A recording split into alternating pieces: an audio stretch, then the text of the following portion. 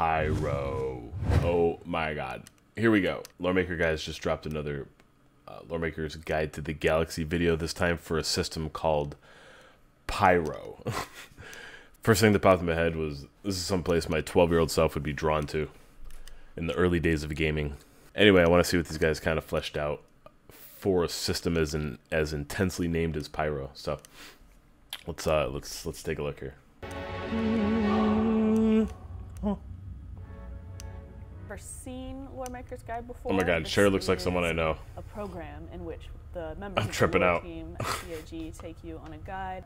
Oh my god.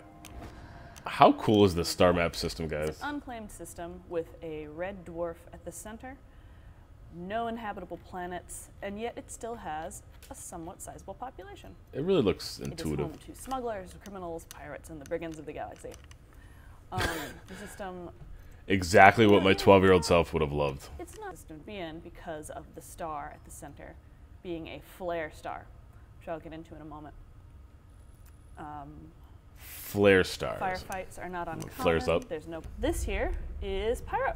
It is the star at the center of the Pyro system. Like I said, it's a red dwarf, which is an M-class main sequence. What's that to the upper left? Star. What a flare star is a star that exhibits unusually violent solar activity, solar flare activity. Most of the ones that we know of are red dwarf stars. There can be others, but the vast majority that we know of are red dwarfs. And what happens is that the luminosity and the brightness of the star, which are more or less the same thing, engage in such sudden flares of brightness that they can get 10,000 times more powerful than any solar flare that our sun has ever produced. So there are definitely like wicked flames that happen. So safe zones are very much variable. Flare star Ursa Major increased in brightness 15-fold on 2013 for 3 minutes, and then returned to normal, which is like whoosh, which is kind of the thing that you get here on Pyro. It creates an incredible amount of X-ray radiation, like ultraviolet radiation, like anything. Can you take advantage of the flare-ups? The development of life completely inimical to... Like, is there anything you can collect from the actual flare-ups? Like, therefore, you can take it for granted that Pyro 1... I'm just thinking how you could... Maybe that could be like a... It's a blackened little rock. One way you could kind of make a name for yourself. Sort of like if you have the protection and the guts and the armor or whatever to kind of withstand a flare-up, even for a small minute, like a period of a minute or two. But there's an advantage to it, like you can collect something like more solar energy or something to do with radiation or something like. Cluster, depending on who you're asking. You can collect like a large amount of that during a flare-up period or something, but it's ridiculously dangerous. Is there any kind of advantage to? There's nothing much to. Is there anything you can collect from a flare-up? People say that the that would be cool. That the strip mining has taken everything from the planet. I mean, not the planet, the asteroids. Oh, I gotta learn more about that. That's really interesting. Worth your time that they don't have a picture have like in metal core. Your crew, and you have your whatever collection canisters ready on the outside of your ship. Mantle, and then you front panel your ship for radiation and heat like and all that stuff. The planet open, it would look like a really cool layer cake. Just to hold off like the power of the flare just long enough to kind of collect your canisters up to good, and you're like, go, go, go! And you tell your pilot to take off, and you zoom away, and with your millions of dollars of risky merchandise. Like any minerals that would have been worth mining of the planet have been stripped away. Man, please tell me you could take advantage of that. That is so awesome. To try from time to time. Here is Pyro 3. It is a lava planet. It has unusually strong tectonic activity. It has seas of lava. I hope the fidelity. Chris is always talking about fidelity. I hope the fidelity on the lava is really good. Possible. Would it be cool if you could caused by a collision.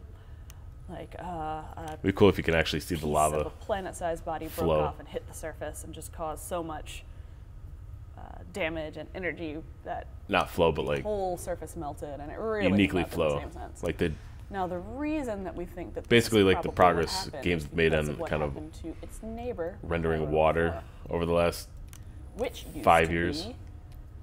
A planet. They could do some cool liquid simulation with chilling out, lava. Having its own regular orbit, and all the way over here, so we're going to have to adjust that later. It should be closer. let's zoom in right here. She's fun. To Pyro 5, which is a gas giant. It doesn't have a pure hydrogen atmosphere, so it's not really, you know, look at all the not really a moons. good place to refuel, but it does have a bunch of really cool moons. All are named after various concepts that are related to fire, like Patra and Ver. Oh my god. Yor, Ignis. There's gonna be a mad rush for those moons. Pyro and Fuego. Yeah. Like, I can literally picture None of them are like inhabitable. All sister of them pirate are factions, consistently just hot. making each of those their home They base. kind of vacillate between on hot kind of and the cold, dark side really, of each of because those they're moons. far enough away from the star that they should be pretty cold, but the solar flares do reach. And they all have the way some out to sort of this point cool sometimes. organization And or that doesn't really make collection it name. a very good place to park your ship, because you never know when a solar flare will hit. and they're all relatively close proximity to Here's each the other, last so they point of the can system. provide backup to each other really Pyro quick. 6. The Five Now, Sisters. Pyro 6 isn't interesting because it's a little planet That's on the cool. outskirts of the system. It is interesting because of what is around it, which is Ruin Station, the home to all piracy in Pyro. This is the base that is always under contention for who is the true ruler. Usually a couple of gangs kind of go back and forth between who's the one in charge. Who's and the true one who's ruler? fighting to be in charge. Can player organizations A nice or even bar on it where you can go that's or more even less single stable, players but you know you're going to get the occasional bar fight there. affect who rules It was once a that Gold station, Horizon or any, terraforming I guess, any platform. station? But No one really who knows why rules there's a Ruin terraforming Station? platform around a planet that is completely unterraformable. But Gold Terraforming. Horizon didn't go bankrupt because of their sound business decisions. It can be an excellent place to make connections with other pirates, with And if- other smugglers, and perhaps other outlaws. and if you can, that's what you care if to there is do. some sort of player But you control need to be controlling be aware functionality that of a you will station, most can likely you get hold it involved in a firefight of some kind. I know I've emphasized this point and more do than like once. certain dark I missions? just want you to know Dark missions become wanna available find if you crime, hold you're gonna find it in Pyro. if you hold it for a certain period of time. Thank you for tuning in to this week's episode of Loremaker's Guide to the Galaxy. And once again, I'm Sherry Heiberg, the archivist with the lore team, and I'd like And to will you thank our actually see bar subscribers fights? who make this I'm just program possible. thinking.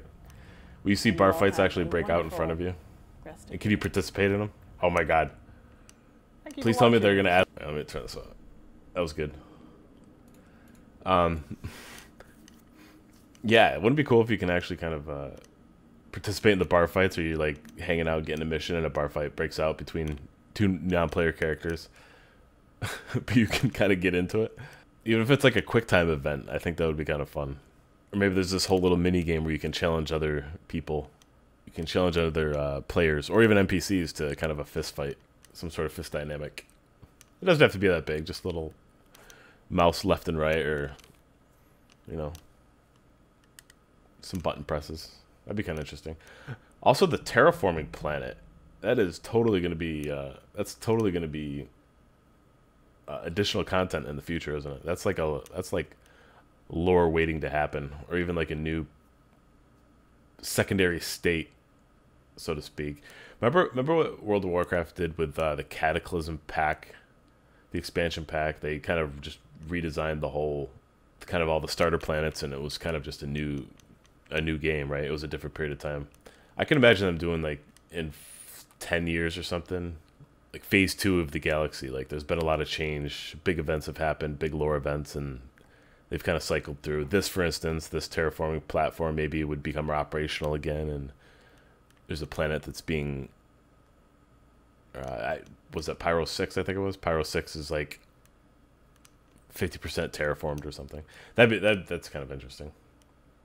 Back to the back to the player organizations though.